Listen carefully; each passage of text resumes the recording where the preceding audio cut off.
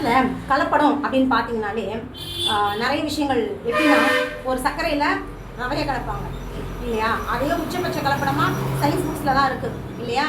கலப்படத்தை பற்றி நிறைய ஒரு புக்ஸே இருக்குது, கண்டாமினேஷன் சொல்லிட்டு ஒரு ஒரு சப்ஜெக்டே சயின்ஸ் புக்கில் வந்து நான் படிக்கிற காலத்தெல்லாம் இருந்திருக்கு. என்னென்னலாம் கண்டாமினேஷன் பண்ணுவாங்க அப்படின்னு பார்த்தீங்கன்னா, சர்க்கரையில் ரவை கலப்பாங்க, அரிசியில் கல் கலப்பாங்க, அதுக்கப்புறம் மிளகா பொடியில் வந்து பிரிக்ஸ் அதாவது செங்கல் தூள் கலப்பாங்க. இப்படி தான் வந்து கலந்துட்டு இருப்பாங்க. ஆனால் இன்றைக்கி அந்த லெவலெல்லாம் தாண்டி ஃபுல்லாகவே டோட்டலாகவே ஒரு உணவுப் பொருளை வந்து அப்படியே டோட்டலாக மாற்றிடுறாங்க.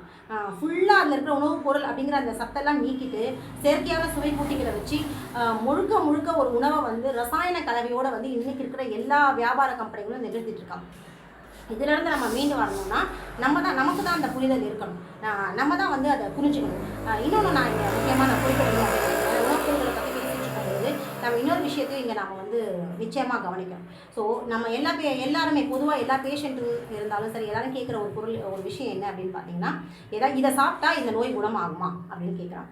எப்படி ஒரு பொருளை சாப்பிட்டா எப்படி நோய் குணமாகும்? ஒரு நோய்க்கு வந்து அடிப்படை என்னன்னு பார்த்தீங்கன்னா, அது நம்ம தேக்கி வச்சுருக்க கழிவுகள் தானே தவிர வேறு எதுவும் கிடையாது. அப்போது ஒரு உடம்புல இருக்கிற இந்த தொந்தரவுக்கு இதை சாப்பிடுங்க, இதை எடுத்து இதுக்கு சாப்பிடுங்க, முட்டி வலிக்கு இதை சாப்பிடுங்க, சளி பிடிச்சிட்டு இதை சாப்பிடுங்கன்னு சொல்லிட்டு இப்படி கொடுத்தா அப்புறம் எதுக்கு எந்த மருத்துவம் தேவையில்லையே, உலகமே ரொம்ப சிம்பிளாக மாறிடுமே, அப்படி ஒரு ப்ராசஸ் இருக்கா? கிடையவே கிடையாது. எதுவாக இருந்தாலும் ஃபஸ்ட்டு சாப்பிட்றது தான் அடிப்படை. பசி இல்லாமல் அமிர்தத்தையே சாப்பிட்டாலும் அதை நஞ்சுதான். இந்த விஷயத்தை நம்ம புரிஞ்சுக்கணும். ஏன்னா பொதுவாக எல்லாருக்கும் இருக்கிற ஒரு கருத்து, இப்போ புதுசாக ஒரு ஜீரோ தெரப்பின்னு சொல்லிட்டு ஒரு டயட், ஜீரோ டயட் அப்படின்னு சொல்லிட்டு ஒன்று வந்திருக்கு.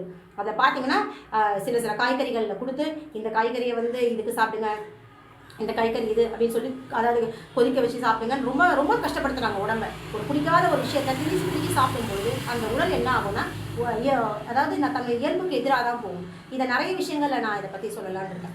அதாவது ஒரு சீரக தண்ணியே எடுத்துக்கோங்களேன். உதாரணத்துக்கு ஒரு சீரக தண்ணியே சீரகத்தை வந்து உணவாக சாப்பிடும்போது அது வேறு. உணவுனா எப்படின்னா, எப்படி சமையலில் நம்ம சேர்த்து சாப்பிட்றோம் இல்லையா, அது வேறு. ஒரு பொடி போட்டு சாப்பிட்றதோ இல்லை ஒரு ஜீரா ரைஸ் சாப்பிட்றதோ வேறு. அதே சீரகத்தை வந்து நீங்கள் ஒரு கஷாயமாக வச்சு என் வயிறு சரியாகணும், எனக்கு லூஸ் மோஷன் ஆகுதுன்னு சொல்லி சாப்பிடும்பொழுது அது என்ன ஆகுதுன்னா, விருந்து மருந்து 3 நாளைக்கு தான்.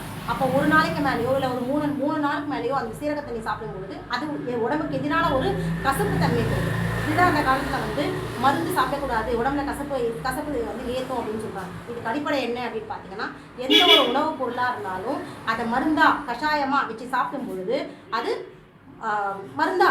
மருந்துக்கான தன்மையை தான் வந்து உடம்புல கூட்டுமே தவிர அது உணவாக எடுத்துக்க முடியாது. இது என்ன சீரக தண்ணி தானே, ஒரு வெந்தயம் தானே, அது உணவு தானே, அதை சாப்பிட்டா நமக்கு என்ன கெடுதல் வரும்? நிச்சயமாக கிடையாது. எல்லாமே உணவாக நினச்சி அந்த பிடிக்கும் பொழுது அது உணவாக பயன்படுத்தும் பொழுது தான் அதோடைய சத்துக்கள் நமக்கு முழுமையாக கிடைக்கும். சத்துக்கள் நமக்கு முழுமையாக கிடைக்கும் பொழுது தான் நம்ம உடம்புல எதிர்ப்பு சக்தி கூடும். எதிர்ப்பு சக்தி கூட்டால் மட்டும்தான் நம்ம உடம்புல இருக்கிற கழிவுகளை வெளியேற்றி நோயை குணப்படுத்தும். இதுதான் உணவுடைய ப்ராசஸ்.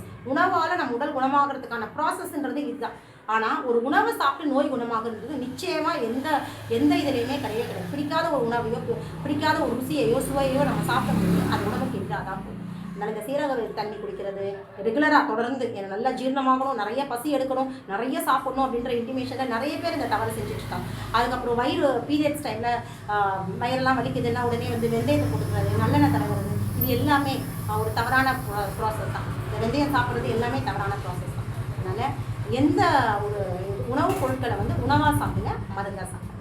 தொடர்ந்து அடுத்தடுத்து உணவுகள் சார்ந்த நிறைய விஷயங்களை பற்றி நம்ம பேசுவோம். இப்போ ரிஃபைன் ஆயில் பற்றி பேசியிருக்கோம், மைதா பற்றி பேசியிருக்கோம். தொடர்ந்து உணவுகள்னால என்னென்ன இன்றைய காலகட்டங்களில் உணவுகள்னால என்னென்ன கலப்படங்கள் ஏற்படுது, என்னென்ன பாதிப்புகள் உடல் கொடுக்குதுங்கிறத பேசுவோம். இதனால் நாங்கள் மரபொழி மருத்துவங்களான அக்குஹீலர்ஸ் எல்லாருமே வந்து உணவு பரிந்துரைப்பு அப்படிங்கிறதே நாங்கள் கொடுக்க மாட்டோம். நாங்கள் சொல்கிறது எல்லாமே என்னென்னா, பசிச்சு சாப்பிடுங்க. இதுதான் மரபொழி. எல்லா மருத்துவர்களும் நமக்கு சொன்னதே இதுதான். என்னென்னா, பசி எடுத்து சாப்பிடுங்க, பசிக்கும் போது பிடிச்சதை சாப்பிடுங்க. பர்டிகுலராக எந்த நோய்க்கும் எந்த மருந்தும் எந்த உணவும் கிடையாது அப்படிங்கிறதான் சொல்லுங்கள். நன்றி.